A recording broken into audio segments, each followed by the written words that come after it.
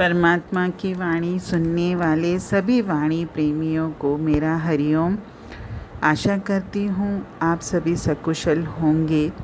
परमपिता परमात्मा की कृपा सदैव आप पर बनी रहे, मेरी यही प्रार्थना है। आज गांधी जयंती है। महात्मा गांधी, जिनको हम राष्ट्रपिता कहते हैं, बापू कहते हैं, और बापू के जीवन में केवल सत्य ही बलवान था। उन्होंने जीवन भर सत्य व्रत का ही पालन किया, इसलिए आज हम सत्य दिवस भी मनाते हैं। और उनके जीवन से तो हम बहुत सारी बातें सीख सकते हैं।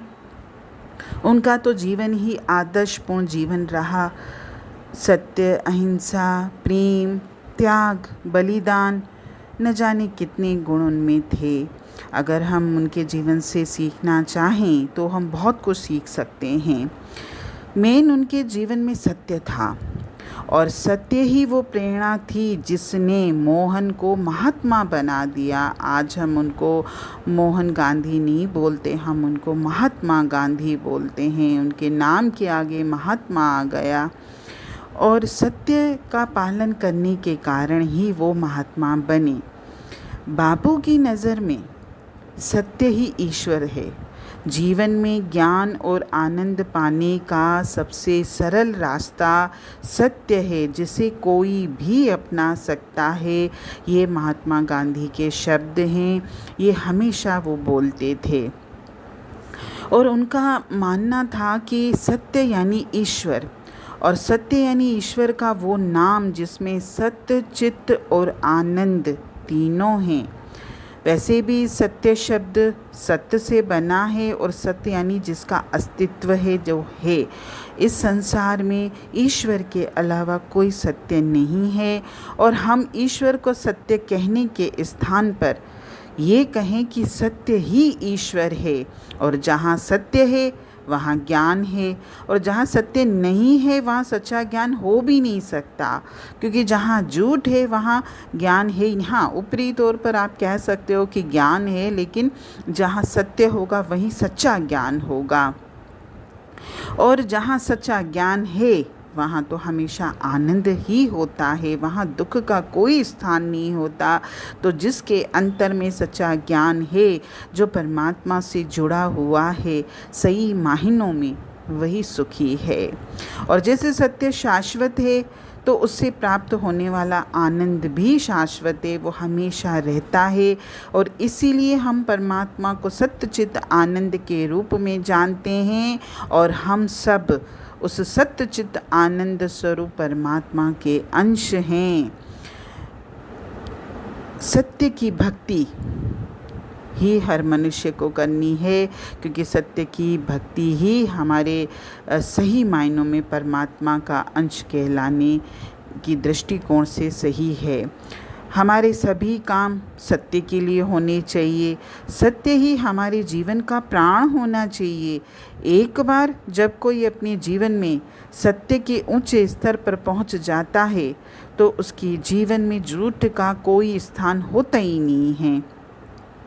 और जीवन में सभी नियम उसके बिना प्रयास के आ जाएंगे। अभी तो हम झूठा जीवन जी रहे हैं, तभी तो हमको एक एक चीज़ के लिए न जाने कितने प्रयास, कितने पुरुषार्थ, कितना बल लगाना पड़ता है।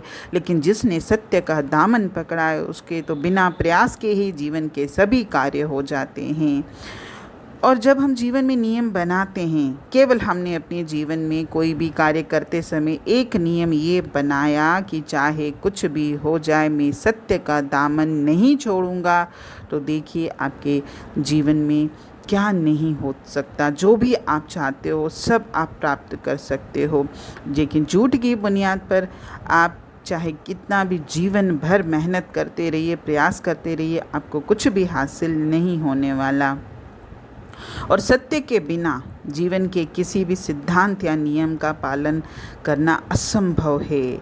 तो इस सत्य को कैसे प्राप्त किया जाए? भगवत गीता इसका ये जवाब देती है कि अभ्यास और जीवन में सभी हितों के प्रति हमारा वैराग्य ही इसका मार्ग है। यानी अगर हम आज सांसारिक जीवन जी रहे हैं, लेकिन उस जीवन में वो तो जीवन प्रभु ने हमको देह के लिए दिया है, बाहरी होना चाहिए, लेकिन हम इस संसार को अपने अंतर में लेके बैठे हैं, तो हमारे अंदर इसके लिए वैराग्य आता ही नहीं है। और जब तक आप संसार के प्रति वैराग्य का भाव नहीं रखोगे, तब तक तो उस परमात्मा को आप पा भी नहीं सकते हो। और जो एक व्यक्ति को सत्य के रूप में सही लग सकता है, वो अक्सर दूसरे व्यक्ति को असत्य लगेगा। लेकिन जो सत्य की खोज में है, उसका साधक है, उसे परेशान होने की कोई ज़रूरत नहीं है, क्योंकि सत्य अलग अलग दिखाई दे सकता है, लेकिन असल में वो एक ही है। जैसे एक ही पेड़ के अनगिनत और अलग अलग पत्ते होते हैं, ऐसे ही सत्य भी हमको भले अलग अलग रूपों में नज़र आता है, लेकिन सत्य केवल एक ही है, और वो सत्य है केवल ईश्वर परमात्मा। क्या ईश्वर स्वयं को अलग अलग व्यक्तियों में अलग अलग रूपों में प्रकट नहीं करता? ये तो हम अपने जीवन में देखते भी हैं। हम जानते हैं कि परमात्मा ईश्वर एक है, और उस ईश्वर, उस परमात्मा को हमने न जाने कितने नाम दिए हैं, न जाने हम उनको कितने रूपों में पुकारते हैं। सत्य ईश्वरी है, और हर व्यक्ति को अपनी समझ के अनुसार सत्य का अनुसरण जरूर करना चाहिए, सत्य की खोज करनी चाहिए। और जो भी निस्वार्थ भाव से सत्य की खोज करता है, ठोकरें खाता है, लेकिन आखिर में उसको मंजिल मिल ही जाती है। और सत्य की खोज करना ही सच्ची भक्ति है। यही बापू हमको संदेश देते थे कि अपने जीवन में सत्य की खोज करें। और सत्य की खोज करता है जो व्यक्ति, और इस मार्ग पर जो भी चलता है, अंत में वो परमपिता परमात्मा की तरफ पहुंच ही जाएगा, और अपने इस अनमोल मनुष्य जन्म को सफल कर लेगा। हरि ओम।